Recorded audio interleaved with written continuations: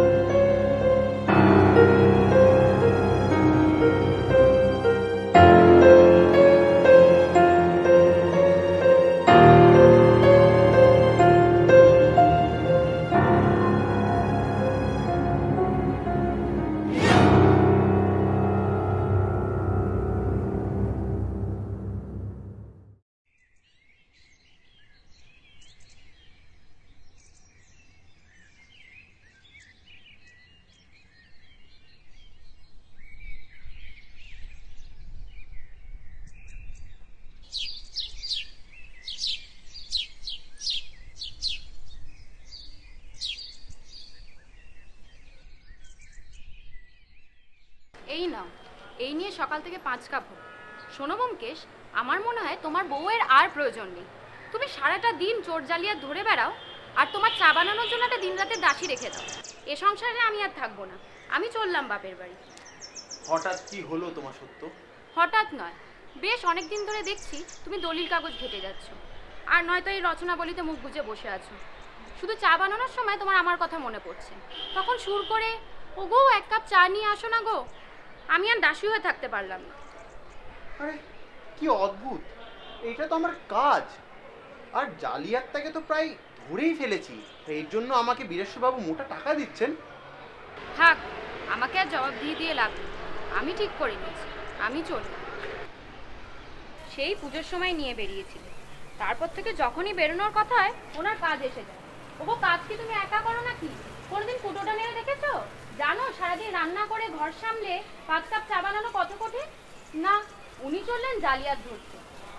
এই যে ব্যোমকেশ বক্সী, আমার সাথে তুমি যে জালিয়াতিটা করছো সেটার কি? হ্যাঁ, আচ্ছা সত্য, খুলসা করে বলো তো কি চাই তোমার? আজ তুমি আমায় গঙ্গার ঘাটে বেড়াতে নিয়ে চলো। অনেক দিন কোথাও যাওয়া হয় না বেড়াতে। বন্ধ ঘরের মধ্যে আমি হাঁসফাঁস করছি। এটা কি ধরনের আবদার সত্য? এত কাজ ছেড়ে? জানতাম আমি, এই যে একদিন কাজ না করলে তোমার জালিয়াত পালিয়ে যাবে না। তবে আমি বাপের বাড়ি চলে যাব, তখন একা একা চা বানিয়ে খেও। এ তো মহা মুশকিলে পড়া গেল সত্য। বলো, যাবে নাকি বইতে মুখ গুজে বসে থাকবে?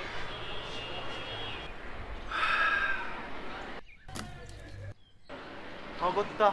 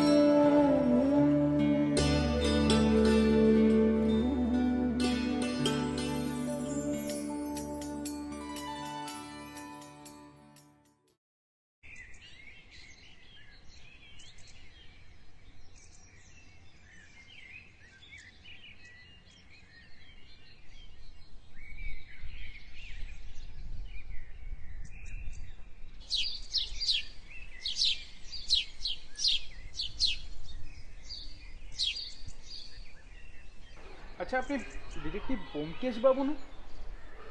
ঠিকই চিনেছেন, কিন্তু ডিটেকটিভ নই, আমি সত্যান্বেষী। সত্যকে অন্বেষণ করাই আমার কাজ। তা আমার চিনলেন? আমি মোহন, মোহন ডাক্তার। সেই সাইকেলের ঘন্টায় ছুঁচ বেঁধে খুনের ঘটনাটার সময় আলাপ হয়েছিল, মনে পড়ে?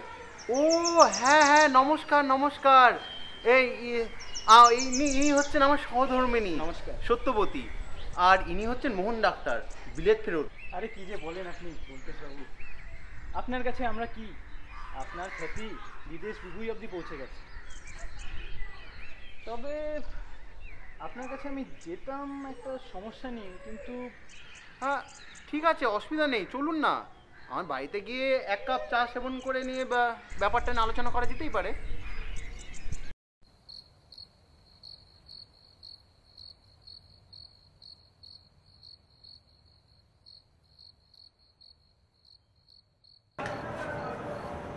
তো ব্যোমকেশ বাবু, আমার কথা শুনলে হয়তো আপনি হাসবেন।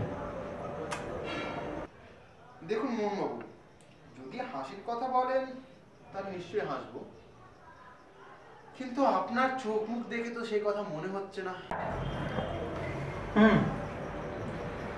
ঠিকই বলেছেন আপনি।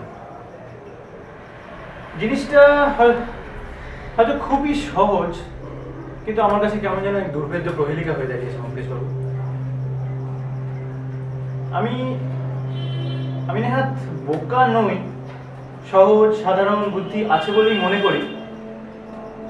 অথচ একজন পঙ্গু বৃদ্ধ প্রত্যহ আমাকে আর তার পরিবারকে কিভাবে ঠকাচ্ছে আপনি শুনলে আশ্চর্য হবেন। আচ্ছা, সংক্ষেপে বলছি। এক বনেদি বাড়ির গৃহ চিকিৎসক আমি। পয়সা করি ভালোই আছে। তো এবারে কর্তা নন্দদুলাল বাবু হলেন আমার একমাত্র রোগী। যৌবনে অনেক উচ্ছৃঙ্খলতা করে বেরিয়েছেন, আর এখন এই 50 বছর বয়সে এসে শরীরটা ভেঙে পড়ছে, পঙ্গু হয়ে গেছে। তার উপর বুকের ব্যায়াম, বেরোতে পারে না বাইরে।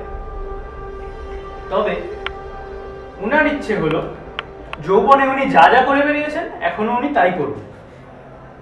প্রকৃতি বাদ ছেড়েছে, শরীরে আর সেই সামর্থ্য নেই।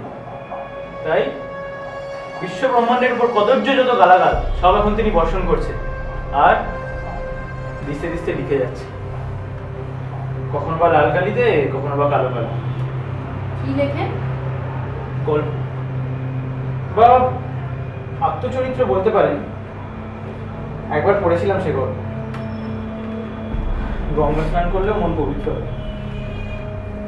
চরিত্রটা যেন বুঝতে পারছি, চোখের সামনে ভেসে উঠছে, কিন্তু আসল কথা হলো গিয়ে সমস্যাটা কোথায়?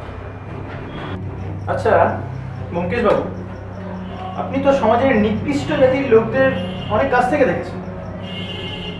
গাঁজা, চরস সব নেশাই করতে দেখেছেন। মাকড়সার রস খেয়ে কাউকে নেশা করতে দেখেছেন? মাকড়সার রস? এক জাতীয় মাকড়সা আছে যার শরীর পিষে এই বিভৎস রস বের করে নেওয়া হয়। ট্যালেন্টুলা ড্যান্স।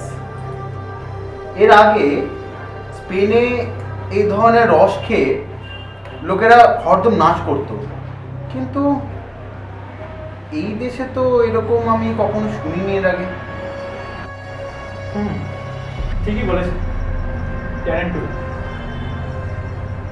ভয়ঙ্কর বিষের রস, কিন্তু অল্প মাত্রায় শরীরের স্নায়ুমণ্ডলে প্রবেশ করলে প্রবল উত্তেজনা সৃষ্টি করে, আর নিয়মিত ব্যবহার করলে তো মৃত্যু অনিবার্য। নন্দদুলাল বাবু যৌবনে এই নেশাটি ধরেন, কিন্তু ক্রমশ শরীর ভেঙে পড়লেও নেশা উনি ত্যাগ করতে পারেন। আমি যখন প্রথম গৃহ চিকিৎসক হয়ে ঢুকলাম তখন উনি জোর কদমে এই নেশা চালাচ্ছেন। আমি তো প্রথমেই বারণ করে দিলাম, বললাম আপনার বাড়িতে এই জিনিস ঢুকতে দেব না। উনিও হেসে বলে দিলেন, দেখি কি করে আটকাও। কি বলবো? এরপর বাড়ির লোককে পাহারায় বসিয়ে অনেক চেষ্টা করা হয়েছে, কিন্তু কিছুতেই কিছু না। কোথা থেকে যে উনি এই রস আমদানি করেন না কিভাবে বা খান। প্রথমে ভেবেছিলাম এই বাড়ির কেউ ওনাকে হয়তো সাহায্য করছে, কিন্তু আশ্চর্যের কথা কি জানেন ব্যোমকেশ বাবু, একদিন উনি আমার সামনেই নেশা করলেন, অথচ আমি ধরতে পারলাম না। এবার সমস্যাটা হলো উনি এই রস পান কোথা থেকে, আর সকলের চোখ এড়িয়ে খানি বা কি? আচ্ছা মোহনবাবু, কালকে একবার ওনার সাথে দেখা করা যাবে কি? নিশ্চয়ই। আপনার মতো মানুষের এরকম কাজে নাক গলানো উচিত নয়, তবুও বলছি, একটা মানুষ সে যতই পাপিষ্ট হোক না কেন, এভাবে দিনের পর দিন মাকড়সার রসে নেশা করে আত্মহত্যা করবেন, তা তো আর মেনে নেওয়া যায় না। দেখুন মোহনবাবু, নন্দদুলাল বাবুর মতো একটা অসামান্য একজন ব্যক্তিত্বকে এত সহজে মেরে ফেলা যায় না।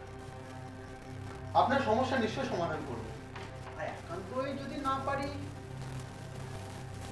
সত্য পারবে তো?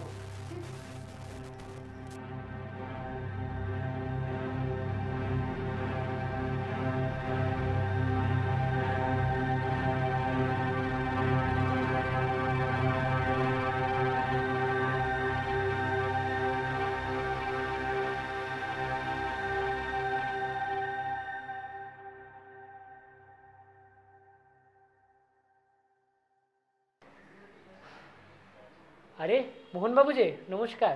হ্যাঁ নমস্কার বাবু। আর এনাদের তো ঠিক ওনারা, আচ্ছা শুন বলছি, দেখুন বাবু, ওনারা হচ্ছেন ডিরেক্টিভ ব্যোমকেশ বক্সী এবং তার স্ত্রী সহধর্মিণী এসেছেন ওই আপনার নন্দদুলাল বাবুর কেসটার ব্যাপারে সমাধান করতে। আশা করছি এবার আপনার দুশ্চিন্তা দূর হবে। আচ্ছা নিশ্চয়ই নিশ্চয়ই, আপনারা আসুন না, কোনো অসুবিধা নেই, আসুন না। আসুন ব্যোমকেশ বাবু। আসুন আসুন ব্যোমকেশ বাবু, আসুন আসুন আপনি।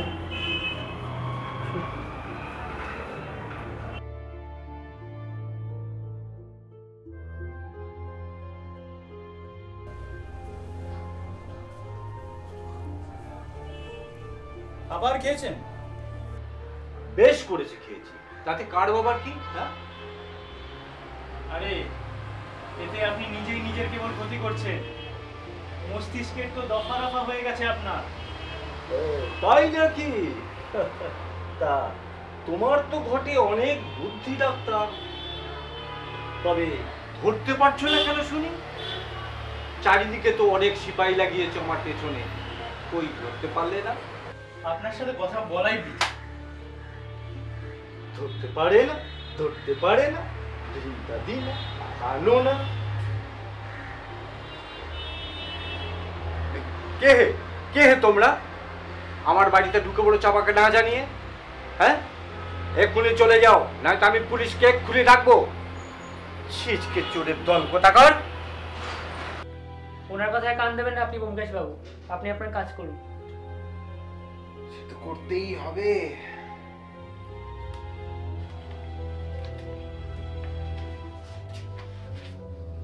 সত্য, এইগুলো একবার দেখো তো।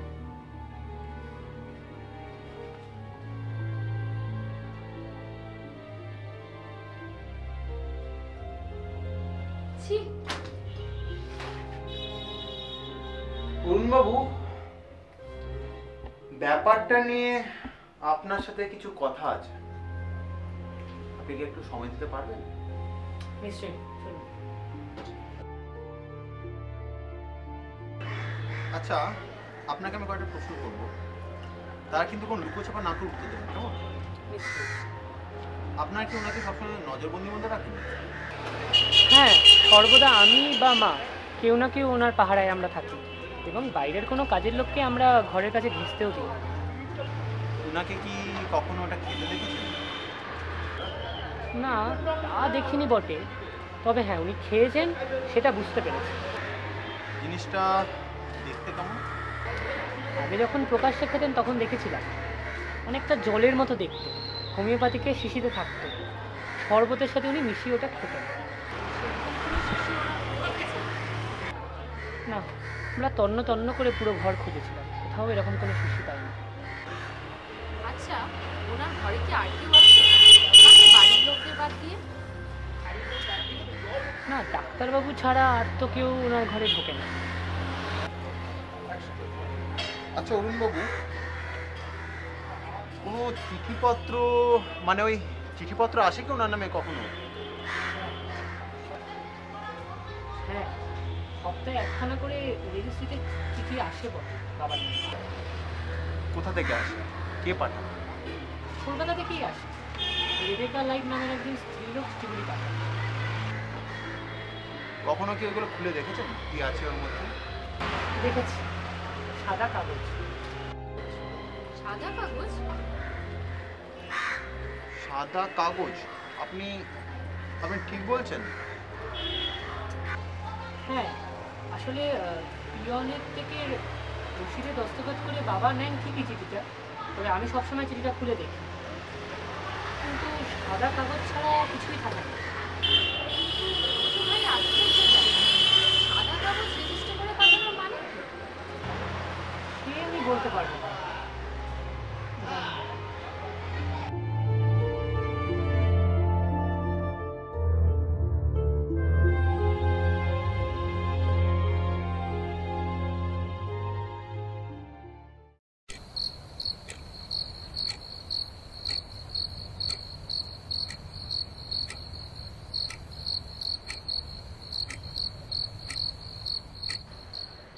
কি সত্য কোনো সমাধান হলো?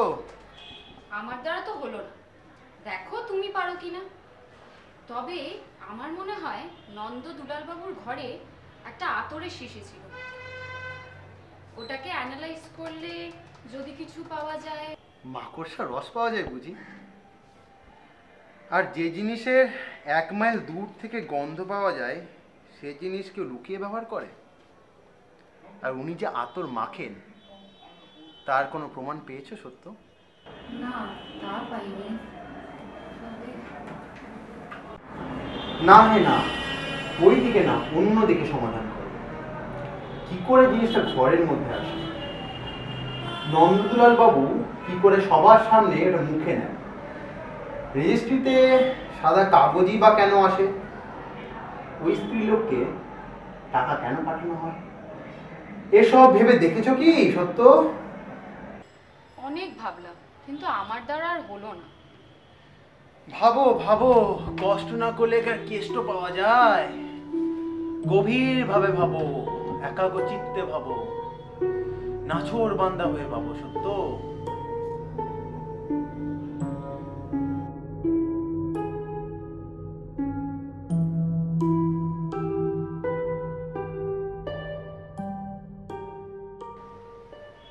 মনে হয় পেয়ে গেছি।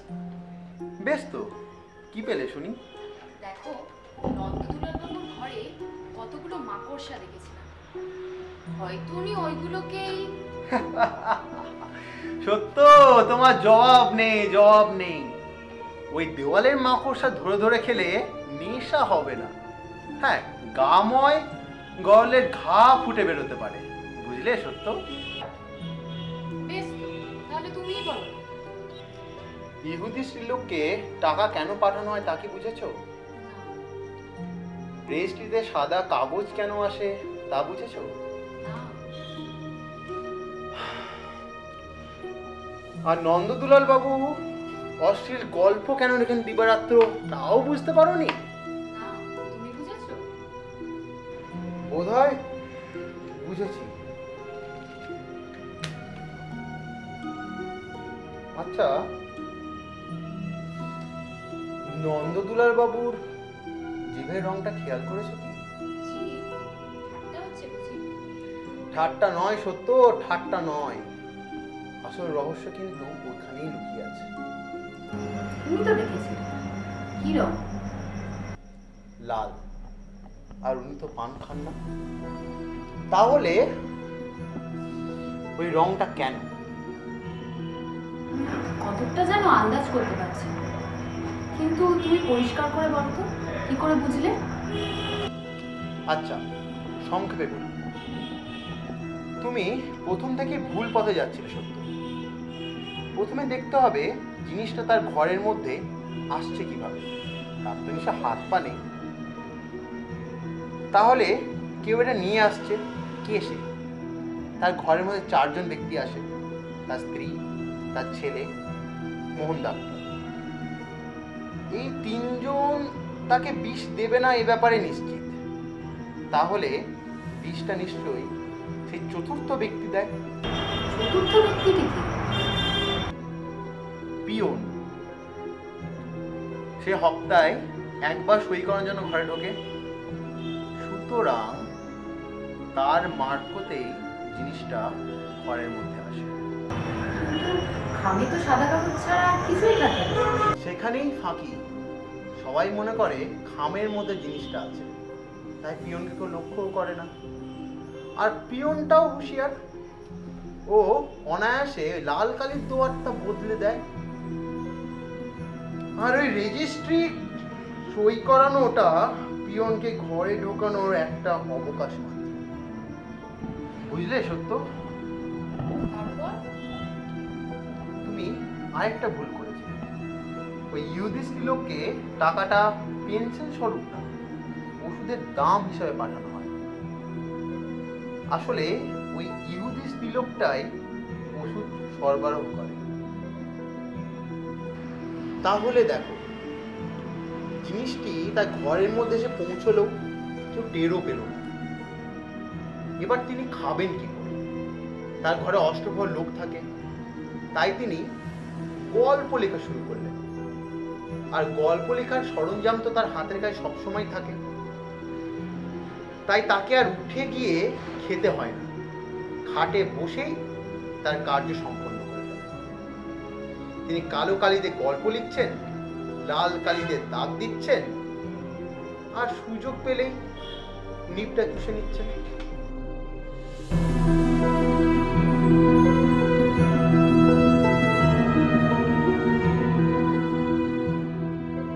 কিন্তু লাল কেন? কালো তো হতে পারে। হায় হায় সত্য, তুমি এটা বুঝলে না? কালো কালিতে বেশি খরচ হয়, আর নন্দদুলাল বাবু ওই অমূল্য নিধি কি বেশি খরচ করতে পারেন? তাই লাল কালির ব্যবস্থা।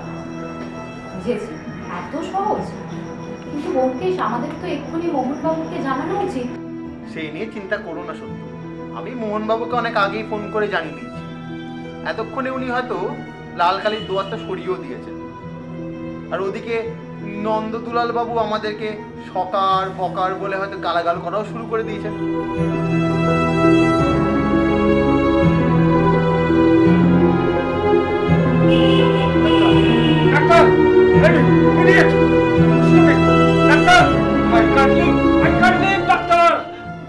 ওসব নিয়ে মাথা ঘামিয়ে লাভ নেই।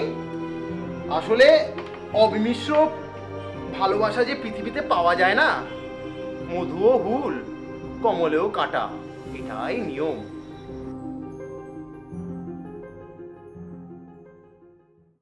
আচ্ছা সত্য,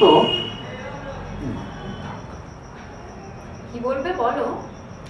না মানে ওই একটু চা করে দিতে বলতাম, তাও কিন্তু বাপের বাড়ি যাওয়ার ভয় দেখাবে, বলবে দাসীবাদী মতন খাটাচ্ছি, তার চেয়ে চায়ের দাবি না করাই ভালো।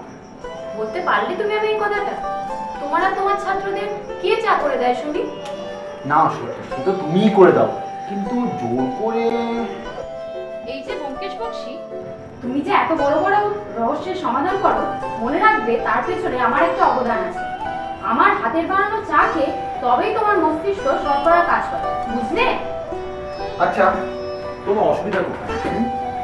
চা বানাতে বললেও রাত, না বললেও রাত, ব্যাপারটা কি চাও তুমি? মানে আমি সবসময় রাত থাকি না, এত কথা নেই। পড়াশোনা জানিস না, তুমি বাইরে। এই থামো থামো না, আমি থামবো না। থামো। তুমি বাইরে থাকবে, এখানে থাকবে না। আচ্ছা ঠিক আছে, ঠিক আছে।